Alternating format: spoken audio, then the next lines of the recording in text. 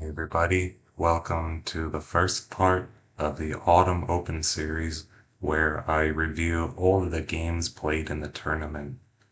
I will begin the series with the first match that was played, and that's the match between ibluffuout versus EchidnaOfGreed. ibluffuout is a strong player. I would put him around 2400, maybe up to 2450 in terms of a horde blitz rating on Lichess. In contrast, EchidnaOfGreed is an amateur, and I would put him around 1700, maybe up to 1800, but you never know with amateurs because amateurs can improve extremely quickly. One week they could be 1700, and then the next week they could be 2000. But I will just assume, for simplicity's sake, that Echidna is about a 1750 level player.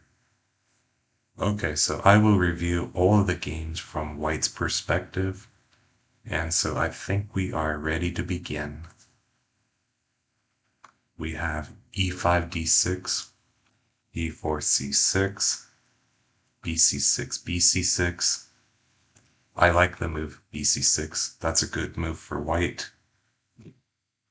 After d5, Black has like a concrete refutation to force a clear win in the position, but I won't get into that now. But after bc6 bc6, it's a relatively even game. Maybe Black has a small advantage, objectively winning, but nothing special. h5 dc5, dc5 knight d7. Knight d7 is a reasonable move. You just have to see that e6 is bad for White. If you know that e6 is bad for White, then knight d7 is justified. Otherwise, it's not justified. So the problem with e6 in this position is that Black can seize control of the center. For example, I should have the engine running, but I know this anyway, so fe6, fe6. And then there are kind of two ways in this position, one with knight takes c5 and one with knight b8. So knight b8 is a special case. Normally you don't have this option, but in this position you have the option because after knight b8, the only way for White to defend is f5, but then you can sacrifice the bishop. So bishop e6, fe6, and then queen c8. And White has no way to save the pawn, and so Black will take with the queen, move the queen back somewhere, and play e6 with a strong and solid presence in the center. Going back to this position after e6 and trades, well, the normal way for Black to play is to play knight takes c5, and the point is that we hit e6 twice, once with the knight and once with the bishop. If White takes back the knight, then bishop takes e6 is a really good position for Black, because again, we will just seize control of the center. And if White plays something like f5, then knight takes e6 is available, and after fe6, bishop e6, everything's good for Black. Let's go back. So ibluffuout plays d4, and after d4 a5, the game is interesting because Echidna is an amateur, but a5 is actually a brilliant move. It's really strong because in the future it makes it harder for White to gain space on the queen side. For example, if White blunders e6, which he did in the game, I will get back to that moment. If White blunders e6, then Black has a sequence like fe6, fe6, followed by knight c5, and if White takes with bc5, then problem for White is that basically white cannot push b4, white cannot gain space on the queen side, and it's thanks to the fact that black has his pawn on a5. So after b4, ab4, ab4, rook a4, black will easily infiltrate the queen side, and white will not have sufficient counterplay because white is a bit underdeveloped with a lack of space.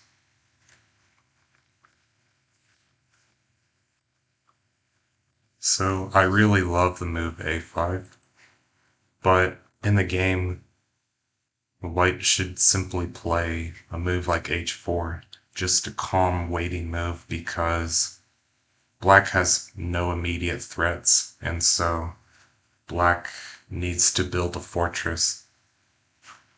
After e6, black is winning strategically because black can seize control of the center. So Echidna played fe6, which is correct, but after fe6, knight b8, black is losing. Knight b8 is a gigantic strategic blunder. It's like as big of a blunder as winning a rook in regular chess. Like, that's how big the blunder is, in my opinion, because problem for black is that white dominates the center. If black tries the same idea with bishop takes e6 and queen c8, then, well, white is in time for d5. Technically, black could actually get rid of this pawn by sacrificing the rook, so black could try something like cd5 followed by rook a6, but after the sacrifice, I think black is losing because black sacrificed a lot of material, and also black has no infiltration, which means that white has all the time in the world that he needs to develop his forces on the queen side. So white will eventually win on the queen side. Well, white will use the whole board, but black just has to sit and wait in general and kind of pray, because white cannot be forced to rush, if that makes sense. So after f5, I think the best try for black is either that one which I showed with sacrificing the rook.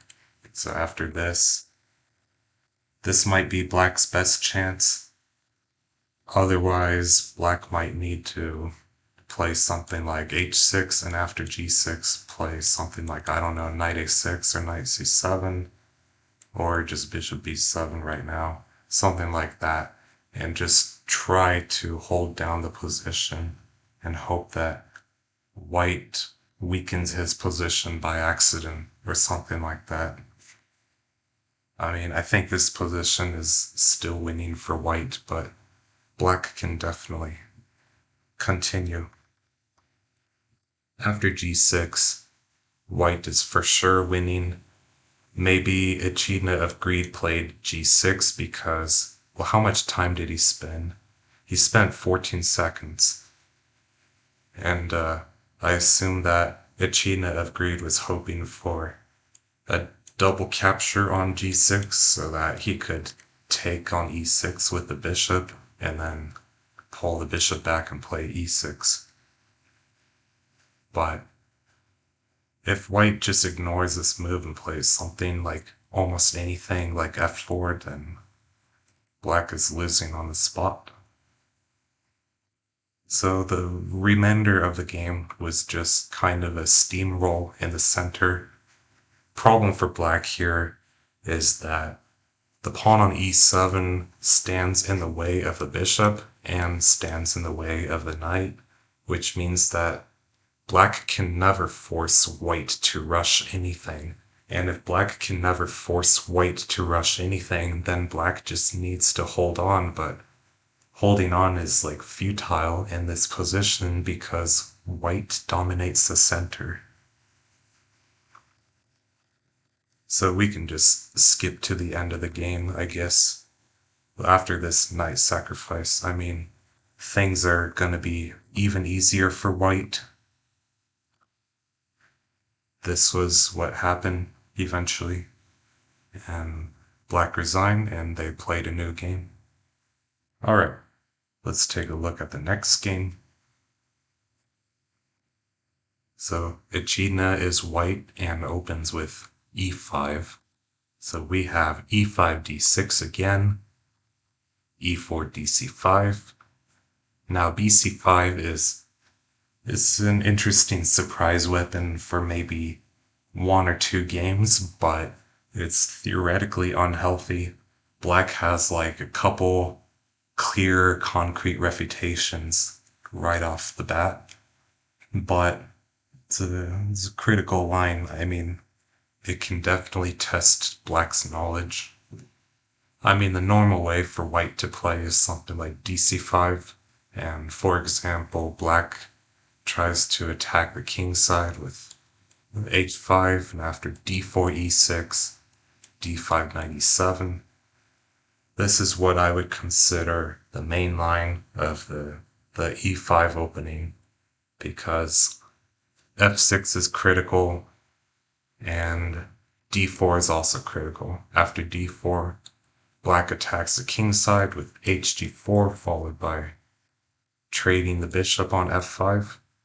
And then white has actually 3 critical options. One is with d6, which the variant spot popularized, and there are a lot of games featuring Motv versus Hodkonum 96, like Motv e2 e4 versus Hodkonum 96 on Lichess. d6 is one of the good lines. It is also possible to try e4.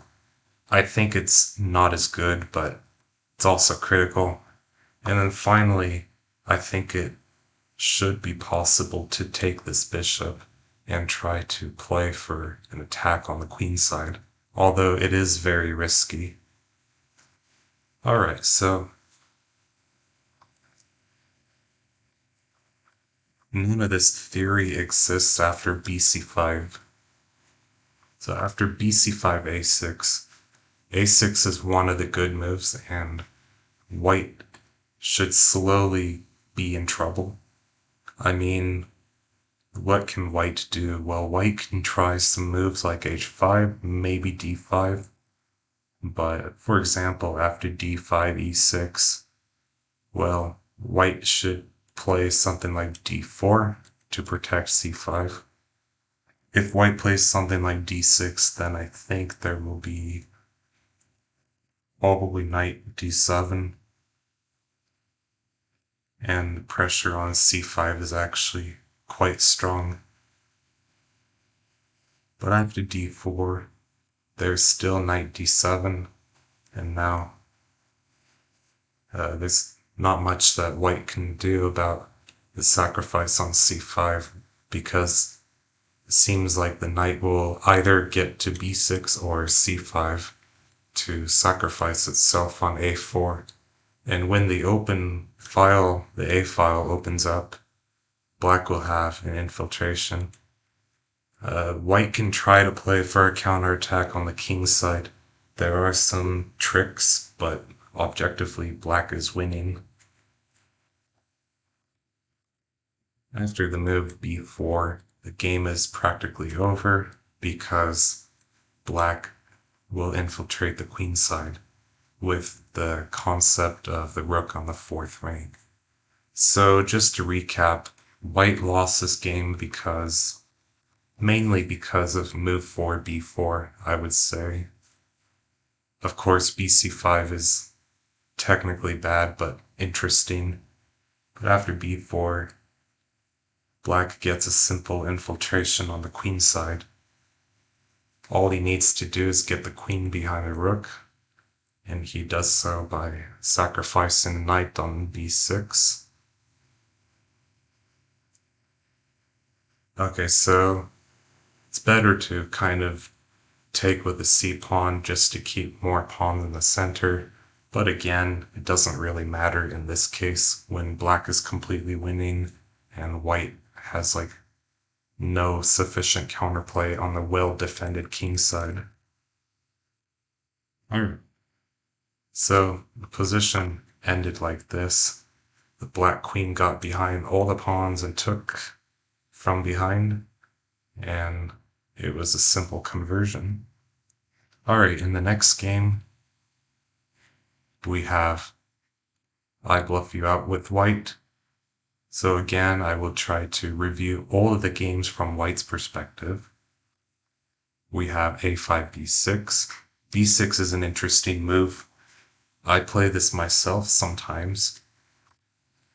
The normal move would be d6, but b6 is actually underappreciated in my opinion. a5, b6, e5. In my opinion, e5 is a mistake. And what I can say about this game is that EchidnaOfGreed pretty much won the opening battle. Like, the entire opening was better for him. Because e5 is just a strategic, kind of a blunder, strategic blunder. It's like stands between a mistake and a blunder. It's like a big mistake, but not like a huge blunder. e5, b takes a5, ba5, a6, b6, d6. Good enough. I mean, black has several ways to play. This is logical.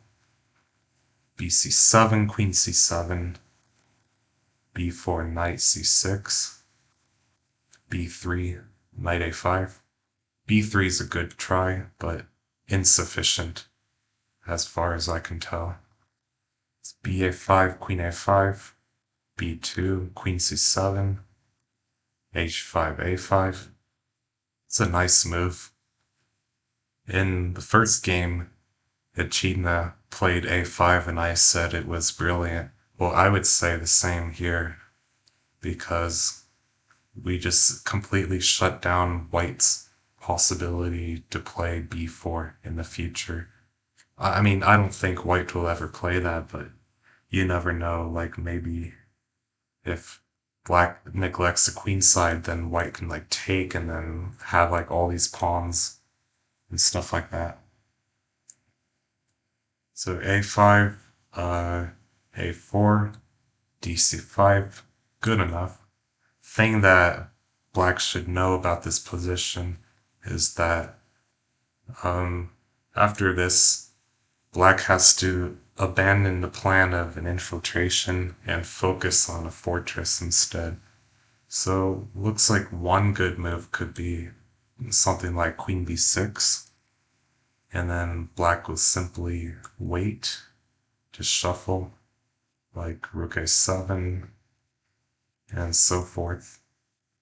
One thing that you should know as black is that after something like g6, well, black should not take with the f-pawn. Black should play a move like f6.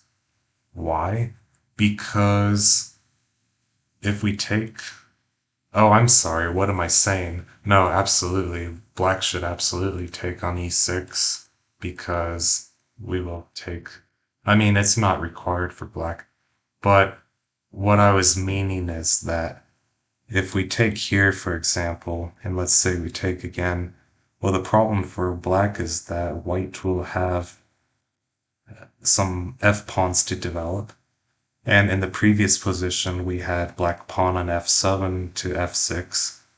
And in this position, we do not. So by trading on g6 in this case, black is playing the pawn down. If we go back after f6, like, white cannot push the f-pawns, and black has a pawn on f6. But if we trade off the f-pawn, then white will push all these pawns, and black is missing an f-pawn. So it's just a worse version of a position that's otherwise the same. Again, I'm assuming that black is not taking on e6 just for illustration purposes. I mean, in this case, I think It's actually good to take if you want. You don't have to. Like, this is still a good option. But that's just something to be aware of. Alright. E6 was fine, I think. It looks good.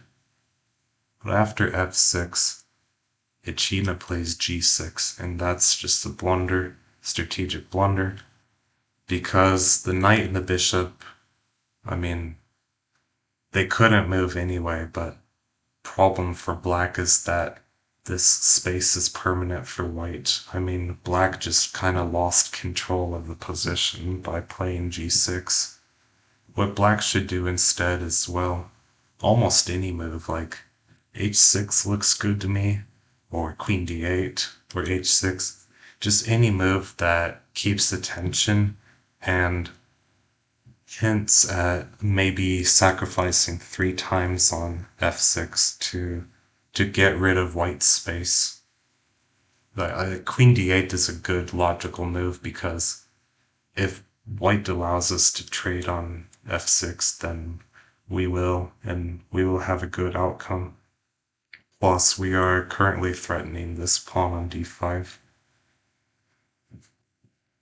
So, after g6, h6, there's not much left going on. Like, I think white is just strategically winning. I mean, if I were playing black, I would not take on h6 with the knight because I want to keep my pieces on the board. I would just keep my pieces, maybe play queen b6, and hope that white makes a mistake that allows me to save my position. Alright. I mean, alternatively, maybe there's like rook d7, queen d8, but even though we have like pressure on d3, well, I think white is still winning on the king side. White will just eventually push and attack the king side. Maybe allow the rook to sacrifice on d3 at some point after white is fully developed on the king side. So for example, after rook d7, c2, queen d8, we just play moves like f5, f4, f3, f2, h5, h4, h2, something like that. And now we can even take right now, maybe, and take again, and do this or something. Maybe it's better to actually just start with e6, maybe. And after these trades, then we can consider taking here. I mean, we can check the engine, I guess. It seems to think that black is holding on, but okay. There's probably something better for white. I suggested taking twice on g6 previously.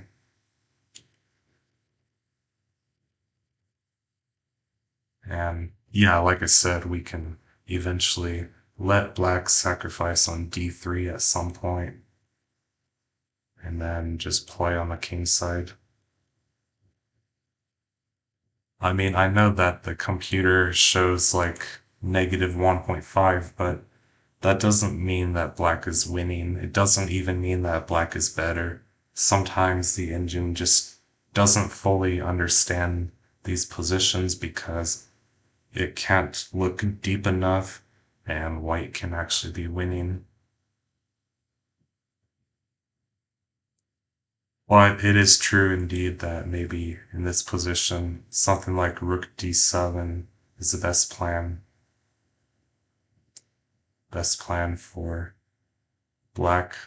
Maybe like c4 was a mistake, like maybe white should actually play something else like e4 because at least, you know, we can push d4. And I know that black can make these sacrifices, but maybe it's not as... No, this is actually good for black. No, I changed my mind. This is good for black, but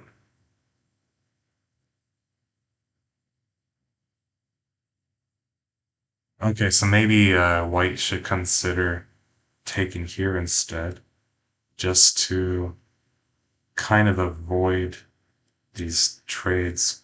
But it doesn't really matter because I still think that in the other position that we looked at, where white played c4 and c3, and it was, you know, rook d7, queen d8. Like, I think white is still, like, much better, objectively.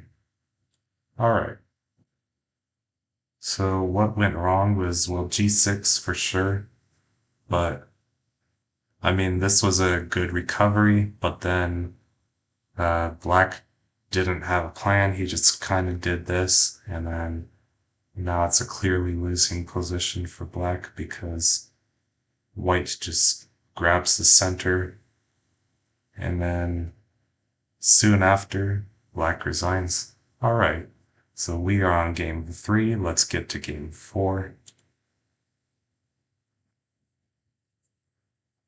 So EchidnaOfGreed is playing with white. We have a new opening, d5, b6. b6 is an interesting move, actually. I think white can try c6 or white can try d4. Both moves look reasonable. So white played c6. If you are wondering, e5 is also playable, I think. I'm not sure. I haven't researched this position in a long time. But yeah, I would be nervous about playing e5 because when white grabs the center so fast, it always means that black has like some concrete ideas that force white to change the position in the way that black wants. But c6 is good enough. After c6, e6, we actually have a good idea for white, which is that we can take on d7 with the idea of taking twice on e6, because now we can play something like h5, and there's no infiltration on the king side because if black pushes h6, then white pushes g6. If black pushes g6, then white pushes h6. So in all cases, white should be able to either close the king side or let the king side open, but in a way that's favorable for white. So white has a solid game here. Maybe black can try something like a6 to kind of wait because, well, white should be careful because if white plays d4, then maybe there's bishop takes c4, and that would be bad. So what white should do in a position like this is just take it slowly with moves like h4, kind of preparing f5 potentially. I mean, we can check the engine to see what it thinks. g6 is logical because it kind of discourages f5 a little bit. Like, sure, we can take and play f5, but somehow this looks kind of loose for white. Like, suddenly there could be some weak squares for white on the king side, but maybe it's still a good position for white in any case. Yeah, the engine doesn't see that after d4 there might be bishop takes c4. And for example, after this, I think black is just winning.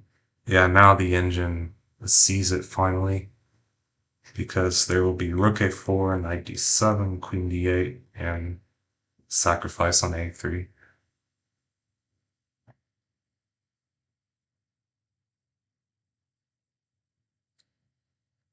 In the game, white made a big mistake, which was d4. Why is it a big mistake? Well, I think black can just take on f5 with the idea of knight e7. And for example, after e4, take 3 times on c6, Well, hang on. Maybe. Yeah, we can try this for black, I guess. It's not such a clear position at first glance, but I think this is better for black because black will play moves like a5 and h6 and f6, and that's a good fortress for black, I think. The reason I say that is because white has only 3 pawns on the e-file, which means that if white tries to advance the center, then white will be losing minerals, as I like to say. White will lose minerals in the center.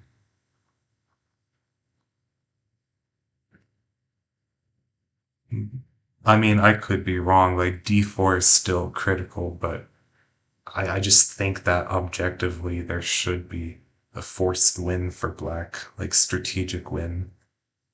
It was d4 a5, so a5 would be a mistake in the sense that it fails to punish white's d4. Because now white can go back to this plan with taking on d7, taking twice on e6, and then eventually h5. In this case, white should be careful and play something like d3 just to cover the c4 pawn.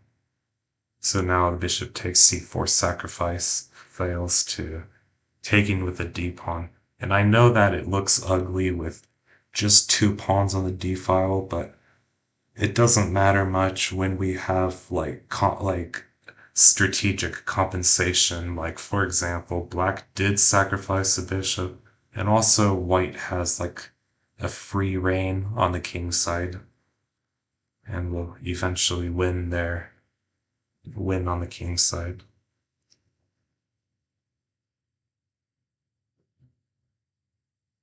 E3 is like a repeated mistake. It's like a sitting duck move, as I would put it. Because again, maybe black can go for something like take on f5 with the idea of knight e7. That should be pretty good for black.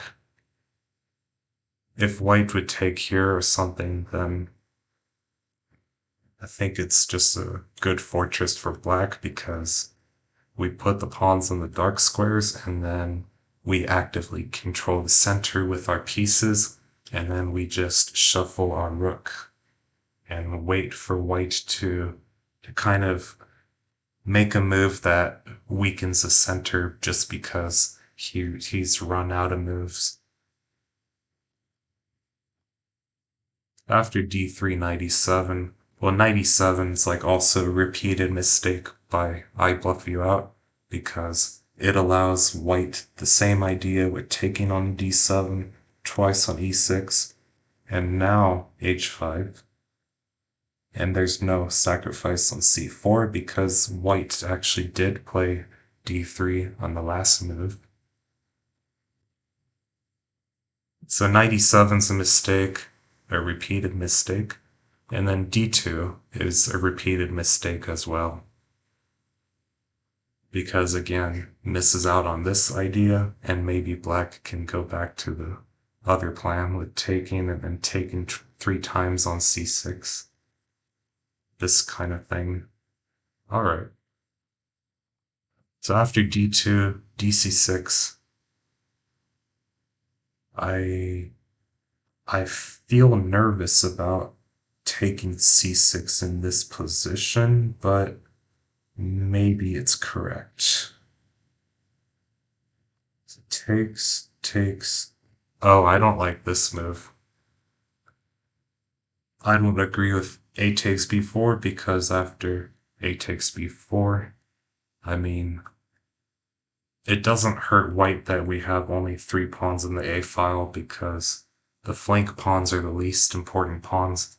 And in the future, white will be able to like push a5 like after a late middle game kind of thing.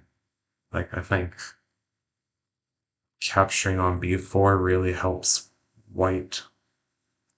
Instead, what I would do as black is just take here and then take on c6, basically. Alright, so dc6, ab4, cb4, h5. So cb4 is not a good reply by white because, again, the flank pawns are the least important pawn. It's better to have 3 a pawns and 5 c pawns as opposed to 4 a pawns and 4 c pawns because it's important to be able to support the center. cb4 is a mistake, and h5. h5 is unnecessary. I don't like this move for black because I think it's the wrong plan. Like, black should still think objectively and just take twice on c6 and just hold a fortress position. Of course, black should start with ef5 first, maybe not necessarily, but h5 looks like a mistake. For one thing, white can play something like d5, and if black attacks the king side, then, well, white has a pleasant choice between a solid move like e4 or just taking the bishop and allowing this infiltration. I think white is actually winning this position because earlier black did play a before, and now, like I said, that will form the basis for a future counterattack on the queen side. One day white will be able to play pawn to a5 and just try to promote on the queen side. If black wants to play h5, then he should do it without taking on b4. In this position, maybe h5 is reasonable because after d5 and the trades like this, well, now white should probably not take the bishop because, I mean, the position looks almost the same, but now this pawn on a5 is actually really helping black a lot. So maybe this position's winning for black, and then when black takes on b4, it's actually winning for white. Anyway, after cb4, h5, c3, okay, c3, I would just play d5, and that's good. It's good for white. Protect the c6 pawn and fight for the center squares. But okay, c3 is probably not losing immediately. c3, hg4, fg4. Again, bad to take away from the flank. It's better to take with the h pawn. I mean, if we're losing the h4 pawn anyway, then we might as well take with h3 pawn because h3 pawn doesn't add any defense to the flank file. fg4 is a mistake. ef5, gf5. gf5 is also kind of a mistake because after black's ef5, I think white has to try ef5, bishop f5, e4. White has to go for something like this. And then you might see knight g6 here, but then maybe h5 is possible. I don't know. It could be a complicated game. Most likely black should just retreat the bishop, and there should be a way for black to win this position eventually.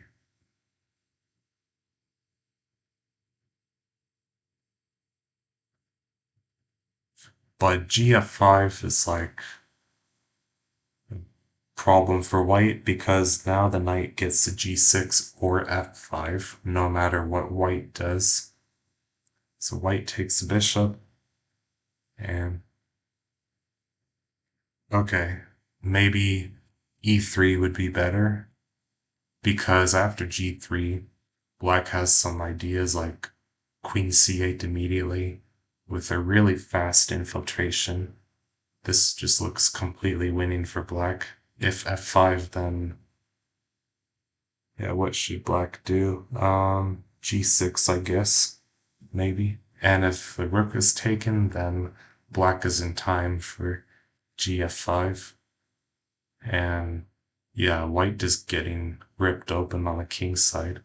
I mean, the engine wants to play G2, but we just take, and if all this happens, yeah, F5 and maybe like F4, yes. And if white plays F3, then I think we have like yeah, Queen F5 to prepare Queen H7. I was like going to go here. Obviously, the pawn's there. Okay.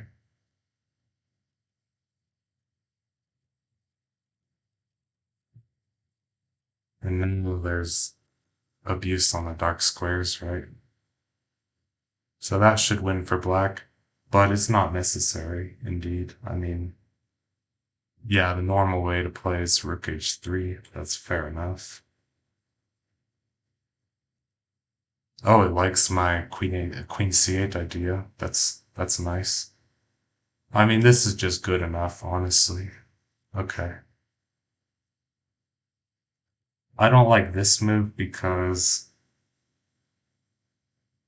why? I mean, after d5, queen g6, d4, queen h7, c5. I mean, I think black is still winning, but I would be scared for black because white can have like plans like e5, d6. If black trades on d6, then white will take with the e pawn. That's the egg pawn, and later play a5 with strong counterplay. But what should black do instead? I think black should play something like f6. So white shouldn't take because the queen gets out really quickly. Plus, this pawn is attacked, so there will be like d5, queen h6. And now this should be clearly winning for black just because the infiltration is a bit more quick than position after f3, queen d6. So we have e5. e5 is, it allows queen g6. Now, if white tries to play f5, then I think there's an interesting idea that rook g3 can be played because after e5, there might be rook g1 or something like that. So it's a queen sacrifice. And maybe this is risky. I don't know. I don't know what the computer thinks. Maybe not a clear position without analysis. It's certainly not necessary. I mean, okay, yeah, you can actually take here, but even rook g3 works because you can sacrifice the queen or you can just drop back. And black threatens rook g1, but after taking the rook, it looks like there's no immediate infiltration, I guess, but at least black has a lot of pressure in the center, right? Yeah, in this case, we take here and then g5. That's nice. There's no e3 move. And if e4, then queen here, I think. And that's clearly winning for black. All right.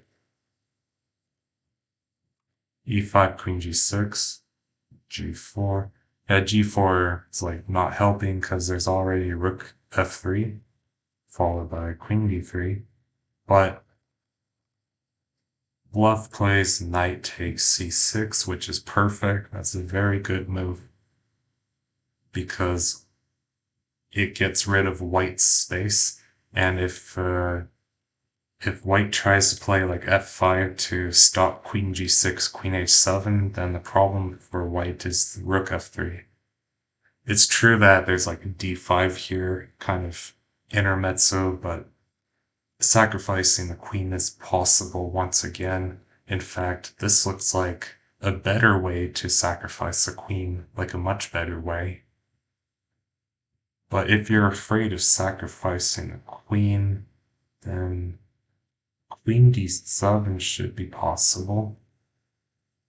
Yeah, I was thinking Queen e7, f4, and then I was thinking like, what was I thinking?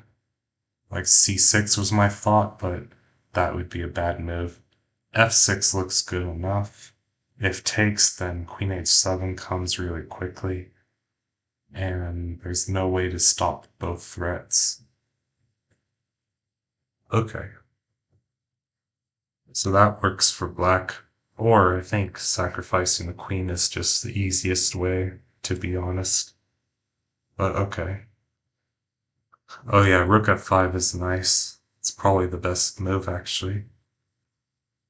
Now we get rid of the f pawn, and black just wins because white has play nowhere except the queen side. So should be winning. Alright. But after this, you know, this e4 move, queen g6, everything is clear for black. This f3 pawn will hang, and it's game over. And e4 drops.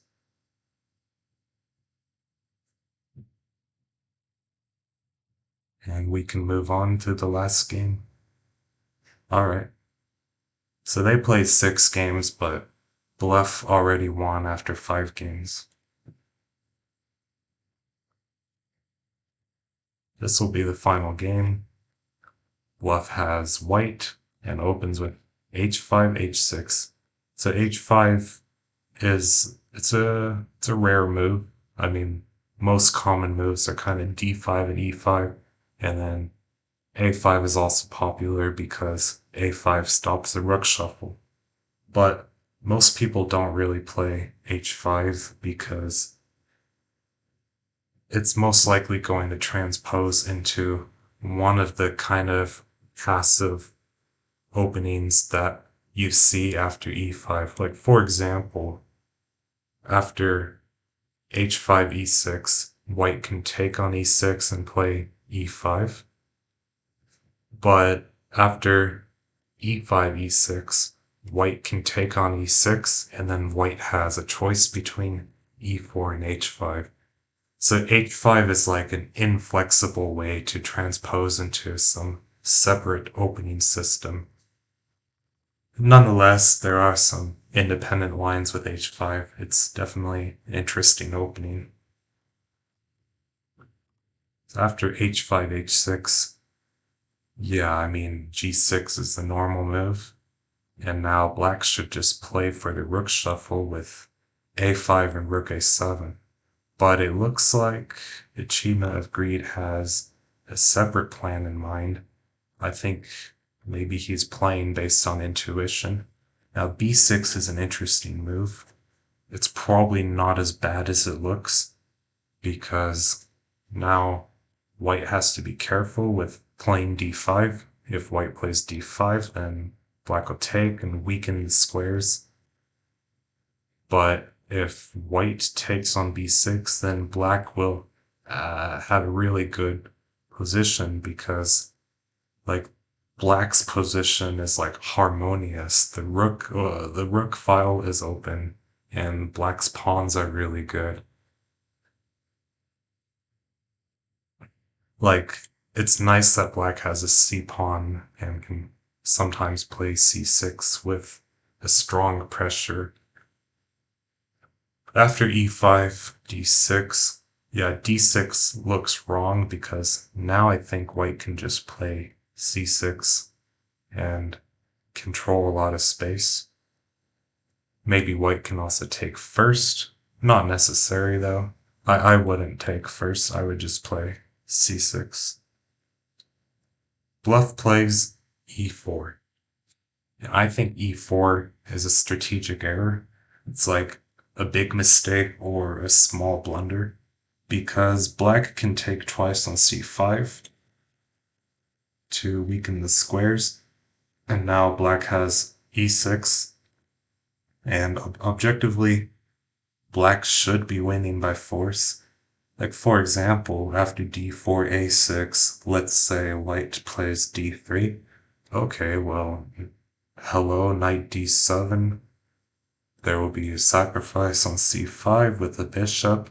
The knight will sacrifice itself on a4, and the rook will be on a4, which means that black just needs the queen behind a rook to infiltrate. Now, of course, white can always play some move like c6, but objectively it should be winning for black. I mean, maybe it's possible for black to take here and play bishop a3, but maybe a simpler approach is just knight e7 and maybe just, well, maybe a5 first and then knight e7. I don't know. Something like that. I mean, there's probably multiple ways for black to get like a strategically winning position. Maybe black can take on b5, followed by a knight sacrifice on c6, followed by knight e7. And problem for white is that d5 looks really bad because we just take things in the center. I mean, plus the bishop a3 is potentially a threat. I mean, maybe this position's not 100% clear. Like, it's not clear whether black should play bishop d7 and sacrifice on a4, or whether black should try to hold down the center. Yeah, with like bishop c5 type of moves. But no, there should be multiple ways for black to have an objectively winning position after white would play c6 here, c5 to c6. Yeah, knight e7 is like the simplest. And now you just take and then take twice with the knight. And now after d5, well, this looks really good for black.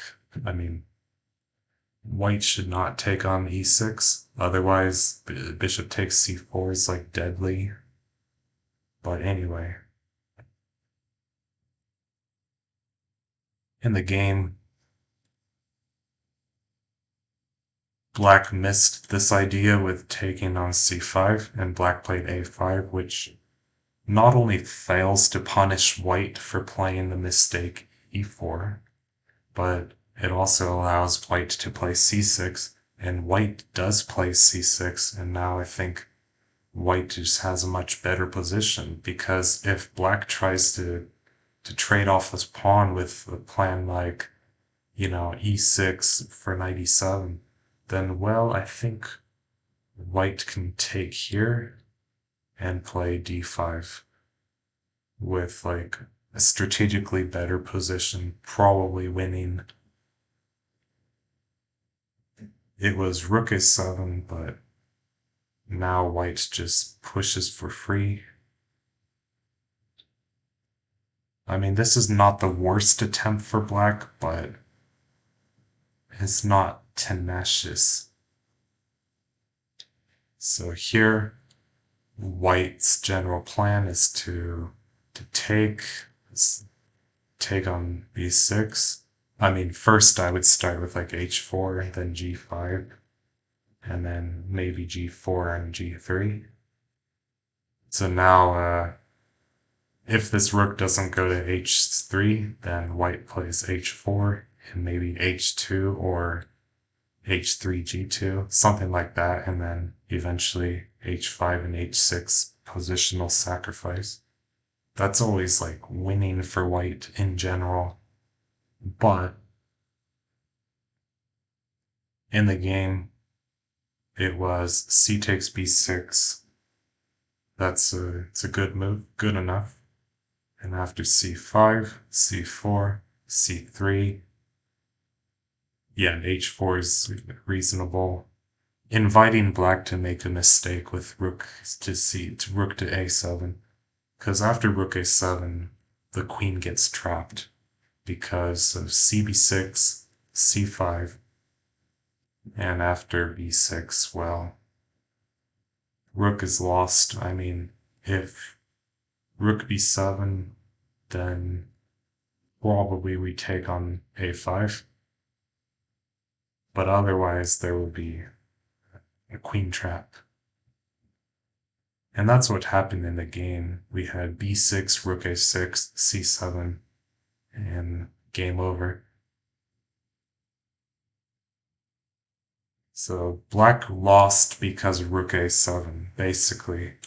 But after queen c7, I guess white is still winning in a relatively clear way because just g5, and after these shenanigans, I think white can just play something like maybe f6 is good enough, or just take first and then c5. And after b6, we threaten c7, so black needs to play something like knight a6 to cover c7. But then, yeah, I think f6 should win here, probably.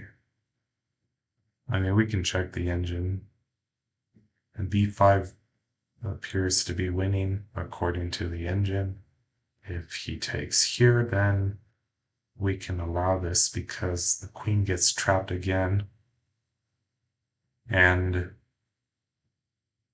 f6 is also good though. I mean, after this trade, I think, yeah, exactly. We can take here. And now there's like this lingering pressure in the center where black can hardly move. It's true that black has 97 in this case. Yeah, so maybe b5 is the simplest way to win this position. But I mean, maybe b6, it's already complicating things for white. Like, I would just consider playing f6 immediately. Even consider taking here. I know that the engine doesn't like it, but I think. Oh, I see. There's some problems on d5. Okay. So it is bad for white. But yeah, we can take here, of course. I mean, when we play f6, we threaten f7 checkmate, which means that black cannot take here, so black has to do something like this. And then maybe he can try this, except for the fact that we win the knight with queen promotion. So we have to take here as black, but then, yeah, there's this. Okay. Yeah, looks good enough for white. But either way, rook a7 just loses on the spot. Okay, to summarize the games, well, there were a few games where EchidnaOfGreed just gave up space for free. Like, for example, in the first game, I think he did this. Yes, he did. He allowed white to get the center with this e6 pawn. And then in the second game, okay, well, this game is different. In the third game, yeah, EchidnaOfGreed played this g6 move here, giving white space for free. And then in the fifth game, yeah, EchidnaOfGreed gave space on c6 for free. Yeah, so when EchidnaOfGreed is playing black, like sometimes he finds some really nice ideas and some interesting ideas, like kind of unusual but underrated ideas. But then he just gives space for free, and that's causing him to get losing positions. And now as white, I think EchidnaOfGreed's problem is like just kind of positional understanding. I mean, after b4, like, white should be strategically lost in this game. In the fourth game, yeah, like, this is a strategically weak. And also, if we just backtrack a little bit, like, these pawn moves d4, d3, d2, these are like sitting duck moves. and then taking with fg4 is the wrong way, and gf5 is also the wrong way, and even g3 is kind of the wrong way. Like e3 is more tenacious, although I guess black can just play f6 with a better game. But either way, it seems clear to me that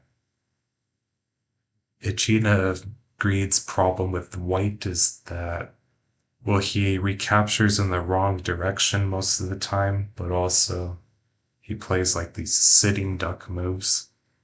And in the last, okay, well, we did not look at this game because it didn't affect the result of the match. But let's just take a quick look. So it's just a rook shuffle. Okay, bluff should probably take here on f4 because when we close the h file for ourselves with black, that just complicates things. It makes white's potential to kind of advance in the center like a little bit easier, because then white doesn't have to worry about infiltrations, or white can like eventually play like h2 for g3 to kind of time an infiltration, eventually take with the f pawn, and then after something like this, not in this position, of course, I'm talking about later in the future. So bluff should probably take on f4, but anyway. I just want to see if EchidnaOfGreed is repeating his mistakes. So this time I do like fg3. That's kind of the correct direction to recapture, I would say.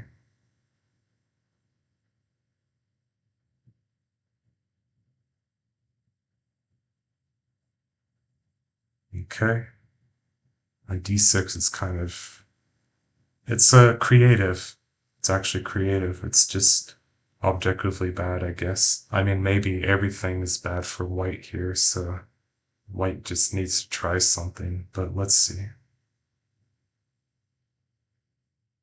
Yeah, taking is bad.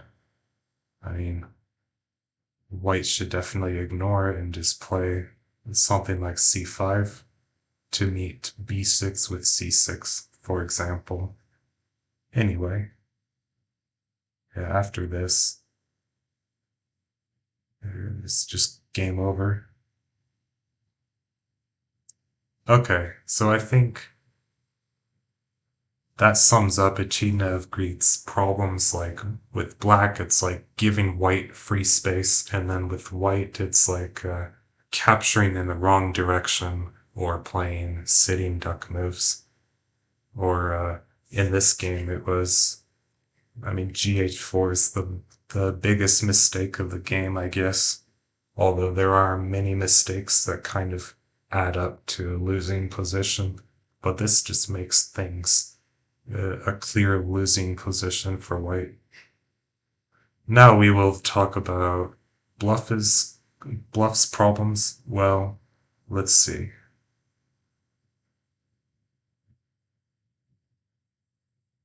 The e6 is rash. I'm tempted to say that with the white, bluff's problem is rushing. Although, I mean, e5 is a mistake, but it's hard to categorize.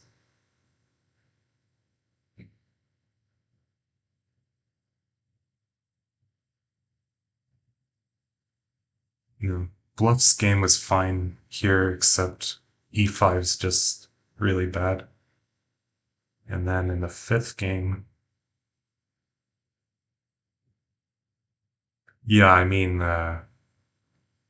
bluff allowed this, which is also like allows black to create a weakness. Echidna can just take twice on c5 here with winning position. Okay, so I think as white, bluff's main problems are that he allows black to create these weaknesses like he did in this position or in the last white game with e5. Like both of these moves just allow black to create weaknesses and start like a strong attack. And as black, what is bluff's problem? Well, this game's fine. Well, okay. A5 is not punishing white, I guess.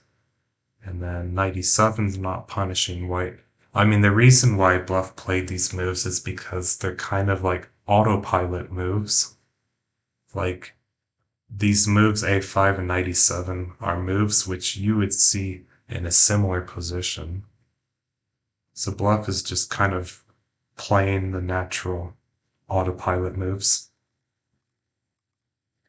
Yeah, and taking on B4 is definitely wrong, for sure.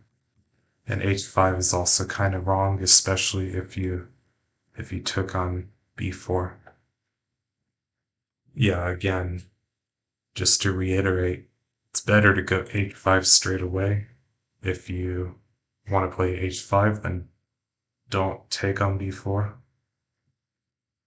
And then in the rook shuffle game looked fine as well. So I think Bluff's problem with black, hard to say. I mean, I don't know why he took on B4 here. That's kind of the most significant mistake in this game. He thought for 8 seconds. Maybe originally he was going to take on C6, and then he changed his mind because he saw that he could threaten an infiltration, and maybe uh, he just thought that this creates a better version of the same position for black because in addition to trades on c6, black will also threaten an infiltrative attack on the king side. Problem with this way of thinking is, of course, that white can play something like d5 to fight for the center and to prevent black from taking twice on c6. So I think no, Bluff just needs to play like more straightforward with black so that it's easier to see whether or not like an autopilot move is going to punish your position. And yeah, I mean, it's hard to say exactly what Bluff's problems with black are, but I mean, that's because Bluff is a strong player and Echidna is an amateur, and so it's hard for an amateur to reveal the weaknesses of a strong player. All in all, this was a very effortful fight by Echidna. I think his games are very interesting, but that concludes the first part of the series. I'm sorry that this video took so long. I will definitely systematize my future analyses so that I don't spend as much time and also so that I just focus on the critical moments and it's easier for the person watching the video to follow. That's all I've got for today. Thank you.